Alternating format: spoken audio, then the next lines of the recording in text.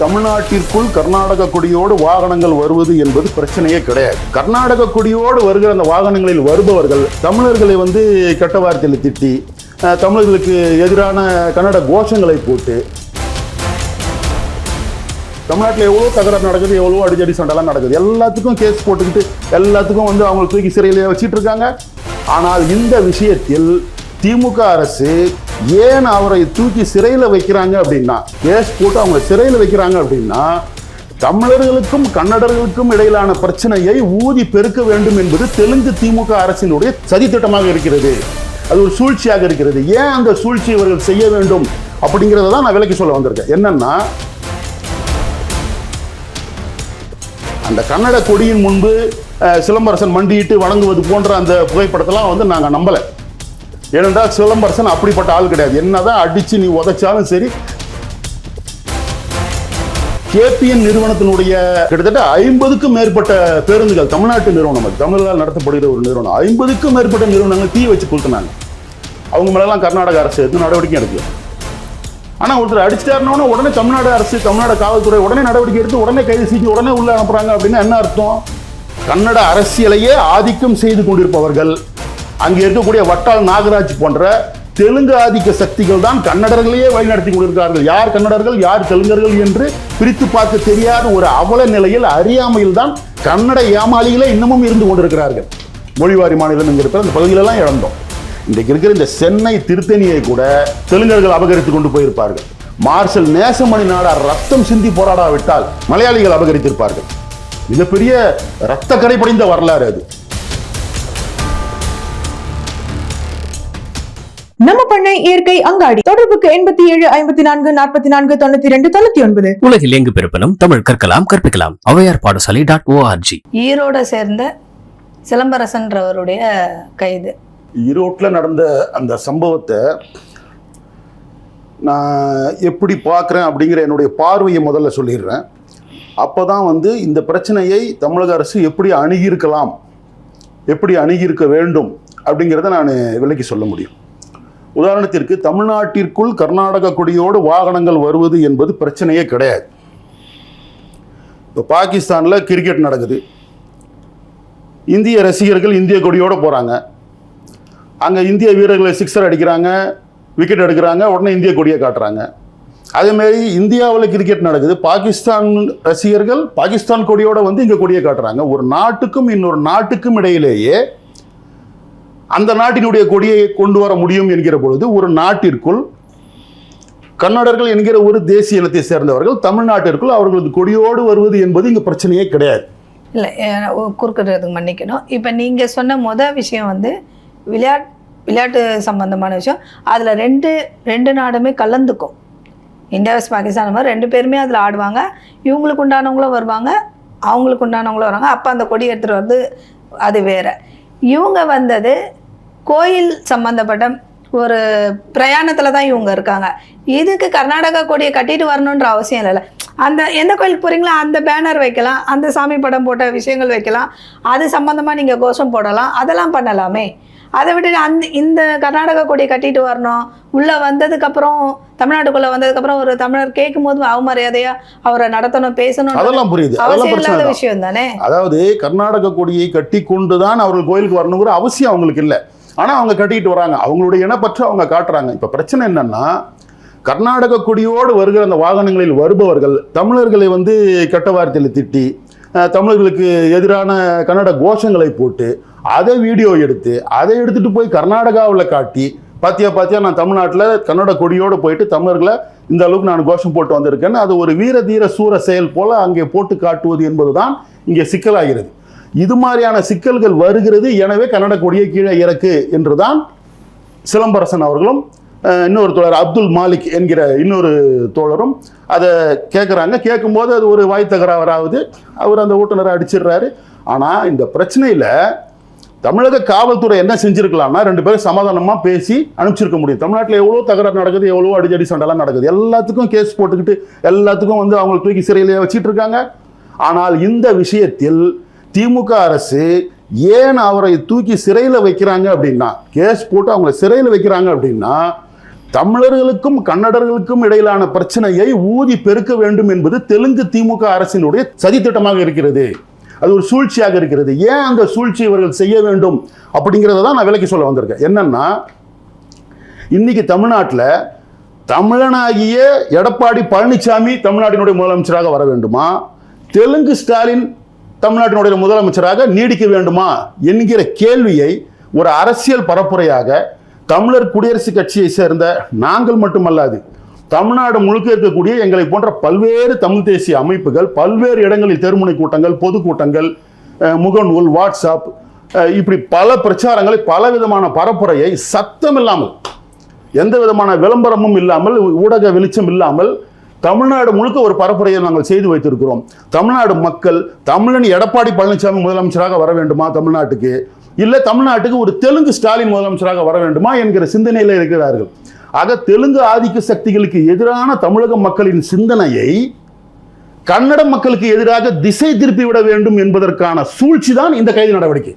இப்படி கைது நடவடிக்கை பண்ணதுனால தான் இன்னைக்கு நம்ம உட்காந்து அதை பற்றி பேசிட்டு இருக்கிறோம். ஆக கன்னடர்களுக்கு எதிராக நம்ம திசை திருப்பி விடுவது, இந்த வேலையை தான் இந்த திமுக அரசு செய்கிறது. தெலுங்கர்களுக்கு எதிரான சிந்தனை தமிழ்நாட்டில் பரப்பிட்டோம் நாங்கள். தெலுங்கு ஆதிக்கத்திற்கு எதிராக இப்போ இந்தியாவில் எல்லா மாநிலங்களையும் அந்தந்த மாநிலத்தை சேர்ந்தவர்கள் ஆளுகிறார்கள். ஆனால் தமிழ்நாட்டில் இது நாள் வரை அப்படி ஒரு சூழல் அமையவில்லை. இன்றைக்கு அதிமுகவுடைய பொதுச் செயலாளராக எடப்பாடி பழனிசாமி அவர்கள் இருக்கிற காரணத்தால் ஒரு அரிய வாய்ப்பாக எடப்பாடி பழனிசாமி என்கிற ஒரு தமிழன் தமிழ்நாட்டுக்கு முதலமைச்சராக வரக்கூடிய மிகப்பெரிய வாய்ப்பு இருக்கிறது. தமிழக மக்களின் சிந்தனையை மடைமாற்ற வேண்டும், தெலுங்கர்களுக்கு எதிரான சிந்தனையை கன்னடர்களுக்கு எதிராக மடைமாற்றம் செய்ய வேண்டும் என்பதற்காகத்தான் இந்த கைது நடவடிக்கை. இல்லைனா சமாதானமாக போகணும்னு சொல்லிட்டு இது ஒரு பெரிய இஷ்யூ ஆகாமலே ஆக்கியிருக்கலாம். இன்னும் சொல்ல போனால் அந்த கன்னட கொடியின் முன்பு சிலம்பரசன் மண்டியிட்டு வணங்குவது போன்ற அந்த புகைப்படத்தெல்லாம் நாங்கள் நம்பலை. ஏனென்றால் சிலம்பரசன் அப்படிப்பட்ட ஆள் கிடையாது. என்னதான் அடித்து நீ உதைச்சாலும் சரி, கன்னட கொடியை மண்டியிட்டு வணங்கக்கூடிய இடத்துக்கு நான் வரமாட்டேன், நீங்கள் அடித்து சாவடிச்சாலும் சாவடிங்க, நான் அந்த மாதிரி வணங்க மாட்டேன்னு சொல்லக்கூடிய ஒரு ஆண் மகன் சிலம்பரசன். அப்துல் மாலிக் அவர்களும் அப்படித்தான். அதனால் அவர் அந்த கன்னட கொடியை வணங்குற மாதிரி இதெல்லாம் இவங்க டிசைன் பண்ணிட்டு இருக்காங்க. தமிழர்களை வெறியேற்றுறதுக்காக பண்ணிட்டு இருக்காங்க, கன்னடர்களுக்கு எதிராக வெறியேற்றுவதற்காக, தெலுங்கர்களுக்கு எதிரான சிந்தனையை மடைமாற்றம் செய்வதற்காக. இப்படி சில அமைப்புகள் கன்னடர்களை எதிரியாக காட்டி தெலுங்கு ஸ்டாலினை வீழ்த்துகிற இந்த சிந்தனையை மடைமாற்றம் செய்வதற்காகத்தான் இந்த பிரச்சனையை மேலும் மேலும் ஊதி பெருக்குகிறார்கள். தமிழக அரசும் காவல்துறையும் உடனடியாக சிலம்பரசனையும் அப்துல் மாலிக்கையும் விடுவிக்க வேண்டும். இந்த விஷயத்துல சம்பந்தப்பட்டிருக்கிற சிலம்பரசன் அவரை பத்தி நீங்க சொல்லுங்க. சிலம்பரசன் அவர்கள் ஜனநாயக எழுச்சி கழகம் என்கிற ஒரு அமைப்பு நடத்தி கொண்டிருக்கிறார். தமிழ் இன உணர்வாளர். அவர் கூட இருக்கிற அப்துல் மாலிக் உட்பட அனைவரும் தமிழ் இன உணர்வாளர்களாக தமிழ் தேசிய எழுச்சி, இப்போ நாங்கள் எப்படி தமிழ் தேசிய இன உணர்வோடு ஒரு அமைப்பு நடத்தி கொண்டிருக்கிறோமோ அதே போல் அமைப்பு நடத்தி கொண்டிருக்கக்கூடிய ஒருவர், அவ்வளவுதான். மற்றபடி கன்னடர்களுக்கு எதிராக கலவரம் செய்யக்கூடியவரெல்லாம் கிடையாது. இன்னும் சொல்லப்போனால் கர்நாடக சிறைச்சாலையிலிருந்து சிறையில் இருக்கக்கூடிய குண்டர்களை எல்லாம் விடுவித்து அங்கு மிகப்பெரிய கலவரத்தை தமிழர்களுக்கு எதிராக செய்தார்கள். கேபிஎன் நிறுவனத்தினுடைய கிட்டத்தட்ட 50க்கும் மேற்பட்ட பேருந்துகள், தமிழ்நாட்டு நிறுவனம், அது தமிழர்களால் நடத்தப்படுகிற ஒரு நிறுவனம், 50க்கும் மேற்பட்ட நிறுவனங்களை தீ வச்சு கொளுத்தினாங்க. அவங்க மேலெல்லாம் கர்நாடக அரசு எதுவும் நடவடிக்கை எடுக்கல. ஆனால் ஒருத்தர் அடிச்சிட்டாருன்னா உடனே தமிழ்நாடு அரசு, தமிழ்நாடு காவல்துறை உடனே நடவடிக்கை எடுத்து உடனே கைது செஞ்சு உடனே உள்ள அனுப்புறாங்க. அப்படின்னா என்ன அர்த்தம்? இதில் பிரச்சனையே கர்நாடகாவிலும் சரி தமிழ்நாட்டிலும் சரி தெலுங்கு ஆதிக்க சக்திகள் தான் இதையெல்லாம் தூண்டி விடுகிறார்கள் என்பதுதான் என்னுடைய குற்றச்சாட்டு. இன்னும் கூட நான் கன்னடர்களை சொல்கிறேன், கன்னடர்கள் ஏமாளிகள். நான் தெளிவாக சொல்றேன். ஏனென்றால் கன்னட அமைப்புகளை தூண்டி அவர்களை தமிழர்களுக்கு எதிராக திசை திருப்புவதே அந்த கன்னட அமைப்பினுடைய தலைமையில் இருக்கக்கூடிய தெலுங்கர்கள் தான். இது அவங்களுக்கு தெரியாது. தமிழ் இனத்தை பொறுத்த வரையில் மிகப்பெரிய ஒரு அரிய வாய்ப்பாக அறிஞர் குணா அவர்கள் தோன்றி தமிழ்நாட்டில் அந்த தமிழ்நாட்டினுடைய அரசியலை ஆய்ந்து கவனித்து வரலாற்று ரீதியாக இங்கே நாம் திராவிடத்தால் விழுந்தோம், திராவிடம் என்கிற முகமூடியை போட்டுக்கொண்டு தெலுங்கு ஆதிக்க சக்திகள் தான் தமிழர்களை வீழ்த்துகிறார்கள் என்பதை தெல்ல தெளிவாக நமது மக்களுக்கு சொல்லிக் கொடுத்து விட்டார். எனவே தெலுங்கு ஆதிக்க சக்திக்கு எதிரான போராட்டமாக தமிழ் தேசிய அமைப்புகள் இங்கே களமாடி கொண்டிருக்கிறார்கள். ஆனால் அப்படி ஒரு அரிய வாய்ப்பு கன்னடர்களுக்கு கிடைக்கவில்லை. கன்னட அமைப்புகளையே, கன்னட அரசியலையே ஆதிக்கம் செய்து கொண்டிருப்பவர்கள், அங்கே இருக்கக்கூடிய வட்டால் நாகராஜ் போன்ற தெலுங்கு ஆதிக்க சக்திகள் தான் கன்னடர்களையே வழிநடத்தி கொண்டிருக்கிறார்கள். யார் கன்னடர்கள் யார் தெலுங்கர்கள் என்று பிரித்து பார்க்க தெரியாத ஒரு அவல நிலையில், அறியாமையில் தான் கன்னட ஏமாளிகளே இன்னமும் இருந்து கொண்டிருக்கிறார்கள். எனவே அவர்கள் தமிழர்களை ஒரு எதிரியாக அவர்களை சித்தரித்து 2 தேசிய இனங்களுக்கு இடையிலே மோதலை ஏற்படுத்துகிற போக்கை தொடர்ந்து தமிழ்நாட்டில் இருக்கக்கூடிய தெலுங்கர்களும் கர்நாடகாவில் இருக்கக்கூடிய தெலுங்கர்களும் தான் செய்து கொண்டிருக்கிறார்கள் என்பதை கன்னட மக்களும் புரிந்து கொள்ள வேண்டும், தமிழக மக்களும் புரிந்து கொள்ள வேண்டும். இப்போ இந்த தமிழ்நாடு கர்நாடகா இவங்களுக்கு இடையில ஒரு பிரச்சனையே இருக்க மாதிரியே ஒரு நிலைமை நீடிச்சுக்கிட்டே இருக்கு ரொம்ப காலமா. இது எதனால இந்த மாதிரியான ஒரு நிலைமை வந்தது? என்னதான் அப்படி பிரச்சனை 2 மாநிலத்துக்கு இடையில? காவிரி நீர் பிரச்சனை, இன்னொரு பக்கம் பார்த்தீங்கன்னா மலையாளிகளுக்கும் நமக்கும் அந்த பெரியார் அணை பிரச்சனை, இது மாதிரிலாம் வந்து நிறைய பிரச்சனைகள் வந்து பக்கத்து நாடுகளுக்கு இடையில பிரச்சனை வரும்போது பக்கத்து மாநிலங்களுக்கு இடையில பிரச்சனைகள் வருவது என்பது இயற்கை, முரண்பாடுகள் வருவது என்பது இயற்கை. ஆனால் தமிழ்நாட்டில் ஒரு தமிழன் முதலமைச்சராக இருந்தால் அதை சுமூகமாக பேசி தீர்க்க முடியும். இங்கே தமிழ்நாட்டில் கன்னடர்களுக்கு எதிரான ஒரு கோஷம், இந்த கோஷத்தை காட்டி அங்கே கன்னட வெறியர்கள் தூண்டிவிடப்பட்டு அங்கே இருக்கக்கூடிய தமிழர்கள் தாக்கப்படுவது, இதெல்லாம் நம்ம கவனத்தில் எடுத்துக்கணும். கர்நாடகாவில் இருக்கக்கூடிய தமிழர்களையும் நாம் பாதுகாக்க வேண்டியவர்களாக இருக்கிறோம். இதை கவனத்தில் எடுத்துக்கொள்ள வேண்டும். இந்த வழிமுறையை, அரசியல் பாதையை, படிக்கட்டை தெளிவாக தமிழ் இன அரசியல்வாதிகள், தமிழ் தேசிய அரசியல்வாதிகள் புரிந்து கொண்டார்களே ஆனால் இதை எளிதாக கையாண்டு விட முடியும். எப்படின்னு சொல்றேன் கேளுங்க. முதலாவதாக, இங்கே தமிழ்நாட்டை தமிழன் ஆளவில்லை, எனவே திமுகவை அடியோடு ஒழித்து கட்ட வேண்டும். இது முதல் வேலை தமிழ் தேசியர்களுக்கு. இரண்டாவது, இந்தியாவில் கூட்டாட்சி வேண்டும் என்கிற அந்த கூட்டாட்சி தத்துவத்தை நீண்ட நெடிய நாட்களாகவே தமிழர்கள் நாம் கோரிக்கையாக வைத்துக் கொண்டிருக்கிறோம். தமிழர் குடியரசுக் கட்சியினுடைய முழக்கமே அதுதான், தமிழ்நாட்டில் தன்னாட்சி, இந்தியாவில் கூட்டாட்சி. இந்தியாவில் கூட்டாட்சி ஏற்பட வேண்டும் என்றால் தமிழர்கள் மட்டுமே போராடி இந்திய அரசிடம் கூட்டாட்சி தத்துவத்தை செயல்படுத்திவிட முடியுமா? கன்னட தேசிய இனம் போராட வேண்டும், மலையாள தேசிய இனம் போராட வேண்டும், இந்தியாவில் இருக்கக்கூடிய அனைத்து தேசிய இனங்களும் போராடித்தான் அந்தந்த மாநிலத்துக்கான தன்னாட்சி உரிமையை பெற்று இந்திய அரசிடம் ஒரு கூட்டாட்சி தத்துவத்தின் அடிப்படையில் இந்திய அரசை இயக்குங்கள் என்று நாம் கேட்க முடியும். இந்த 2 போராட்ட படிநிலைகளை நோக்கி தான் நாம் போக வேண்டும். இங்க நிறைய பேர் வந்து வெறும் பிஜேபி எதிர்த்துட்டு இருக்கிறாங்க. பாஜகவை எதிர்த்தா இதுக்கு முன்னால காங்கிரஸ் எதிர்த்தாங்க. காங்கிரஸ் ஆட்சியில் இருக்கும்போது பாசிச காங்கிரஸை வீழ்த்துவோம்னு சொல்லி கம்யூனிஸ்ட் கட்சிகள்லாம் சேர்ந்து ஒரு கூட்டணியை உருவாக்குனாங்க. இன்னைக்கு காங்கிரஸ் பாஜகவை பாசிஸ்ட் கட்சிங்கிறாங்க. நாளைக்கு வந்து ஒரு மம்தா பானர்ஜியினுடைய கட்சியோ இல்ல ஒரு ஆம் ஆத்மி கட்சியோ இந்திய அரசினுடைய அதிகாரத்தை கைப்பற்றி விட்டால் அந்த கட்சியை எதிர்த்து பேசுவாங்களா? கட்சியை எதிர்த்து பேசுவதுதான் நோக்கமா? ஒரு கட்சியை மட்டுமே எதிர்த்து பேசிட்டு இருக்கிறது, அடுத்த தலைமுறை வரும் அடுத்த கட்சியை எதிர்த்து பேசும். அப்போ செட்டப் இருக்கிற சிஸ்டம், இந்திய அரசு என்கிற அந்த ஏதேச்ச அதிகார தன்மை, அதற்கு எதிராக போராடினால்தான் தமிழ்நாடு அனைத்து உரிமைகளையும் நாம் பெற முடியும். ஆக அந்த தன்மையை எதிர்த்து போராட வேண்டும் என்றால் இந்திய அரசே கூட்டாட்சி தத்துவத்தை செயல்படுத்தி தமிழ்நாட்டிற்கு தன்னாட்சி வழங்கு என்று நாம் கோருவதோடு மட்டுமல்லாமல் மற்ற தேசிய இனங்களையும் அந்த கோரிக்கைக்கு நாம் வலியுறுத்த வேண்டும். அப்படி வலியுறுத்துகிற பொழுது தேசிய இனங்களுக்குள் ஒற்றுமையும் சமத்துவமும் வேணுமா இல்லையா? காவிரி நதிநீர் பிரச்சனை அப்படின்னு ஒரு விஷயம் சொன்னீங்க இல்லையா?